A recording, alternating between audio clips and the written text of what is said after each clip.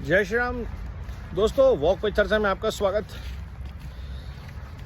एक बुद्धिजीवी है ध्रुव नाम का, कोई राठी वाठी है, और वो बहुत ज्ञान की वीडियोस डालते हैं कि भारत डिक्टेटरशिप क्यों है, बन जाएगा, ये हो जाएगा, वो हो जाएगा। वो व्यक्ति मोदी जी से सवाल पूछता है, लेकिन कभी गांधी परिवार से सवाल नहीं पूछ पाता कि 25, 30, 40 साल तक अमेठी और रायबरेली में कोई प्रगति क्यों नहीं हुई। वो व्यक्ति ये नहीं बता पाता आपको कि आज तक भारत के संविधान में सबसे ज़्यादा छेड़छाड़ किसने करी है।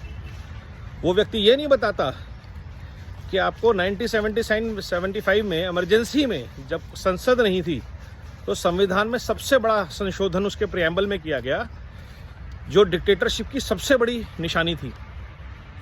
क्यों नहीं बोलता ऐसा वो व्यक्ति? क्यों नहीं वो व्यक्ति बताता आपको कि अरविंद केजरीवाल और उसकी सरकार, या उद्धव ठाकरे या उसकी सरकार, या शरद पवार या अखिलेश यादव का परिवार भ्रष्टाचार में लिप्त हैं। और वो तो इंटरनेशनल जर्नलिस्ट है, उसको नहीं पता अभी तक कि किस किस की इन्वेस्टमेंट कहाँ पे हैं, किसके होटल्स, किसके बड़े बड़े घर किन शहरों में हैं। वो तो इंटरनेशनल जर्नलिस्ट है, उनको सब खबर रहती है, इन्वेस्टिगेटिव जर्नलिज्म करते हैं वो और उनके मित्र।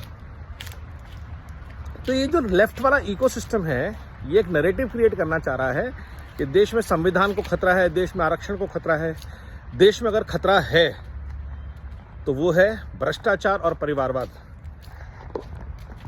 भ्रष्टाचार से जुड़ा परिवारवाद, परिवारवाद से जुड़ा भ्रष्टाचार, ये सारे इंटरलिंक जो नेक्सस हैं, इन्होंने देश को बर्बाद किया है। और आज नहीं किया है, कई सालों से किया है। इस पे बातचीत नहीं करता ध्रुव।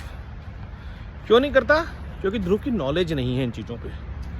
ध्रुव बातें करता है हवा की, फिक्टिशियस, जिन चीज़ों का कोई सिर पैर नहीं होता, लेकिन उसका हवा बना सकते हो आप कि अगर वही, जैसे बीजेपी कम्युनल पार्टी है, अगर भाजपा आ गई तो ये हो जाएगा। यूपी में योगी सरकार में वो एक दंगा नहीं हुआ।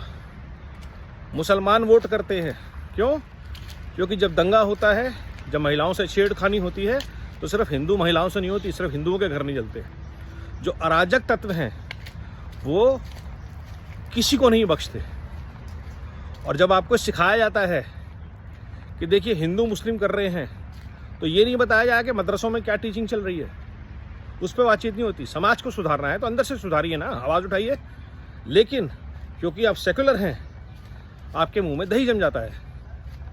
आप बात ही नहीं करते कि ये अराजकता आ कहाँ से रही है, क्यों इतने लव जिहाद के केसेस आ रहे हैं, कहाँ से आ रहे हैं, क्यों सिर्फ हिंदू युवतियां ही सूटकेस में मिल रही हैं। इस पे बातचीत होनी चाहिए ना। किसके हाथों में खून भरा हुआ है, सना हुआ है। और ये चिंता का विषय है, सिर्फ भारत के लिए नहीं, मुस्लिम समाज के लिए भी। इस पे बातचीत होनी चाहिए। हिंदू मुस्लिम की बात नहीं है, आप बेहतर भारत और बेहतर समाज कैसे बना सकते हैं, ये बात उसकी है, इस पे बात नहीं करेगा। तो ध्रुव राठी जैसे लोगों को इग्नोर तो करना एक नेचुरल प्रोसेस होना चाहिए, बट जब वो सिर पे चढ़ते हैं तो उनको जवाब देना बहुत ज़रूरी होता है, फैक्ट्स के साथ। फैक्ट ये है कि पिछले 10 साल में भारत ने क्रैकडाउन किया। फैक्ट ये है कि इलेक्टरल बॉन्ड जो थे वो बहुत ट्रांसपेरेंट प्रोसेस था कलेक्ट करने का, with secrecy to the donor assured. Fact ये है कि भारत में करप्शन हर कोने में, ब्यूरोक्रेट से लेकर पॉलिटिशियन से लेकर बिजनेसमैन तक, पॉलिटिशियन सबके अंदर सना हुआ है। और फैक्ट ये है कि भ्रष्टाचार की जो जड़ है वो परिवारवाद है, जैसा कि अब हमें दिल्ली में देखने को मिल रहा है। सीएम के लिए उनकी राबड़ी देवी खड़ी हो गई है, उस पर बातचीत नहीं होती कि ये गलत है। फैक्ट ये है कि भारत में पहली बार ईडी, सीबीआई अपना काम कर रहे हैं, पूरी स्वतंत्रता के साथ, पूरी स्वायत्तता के साथ। फैक्ट ये है कि बेंगलोर में जो रवन्ना वाला केस हुआ है, उसकी जानकारी कर्नाटका सरकार को थी।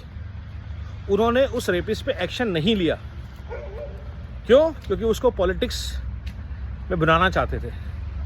ये फैक्ट्स हैं भारत के राजनेताओं के, भारत के पारिवारिक भ्रष्टाचार के, जिसकी बात होनी चाहिए। तो इसलिए ध्रुव राठी जैसे लोगों को इग्नोर कीजिए और जुड़िए राष्ट्र प्रेम से, राष्ट्र निर्माण से, build back better Bharat mission से जुड़िए मोदी जी से। वंदे मातरम, नमो भारत, जय हिंद।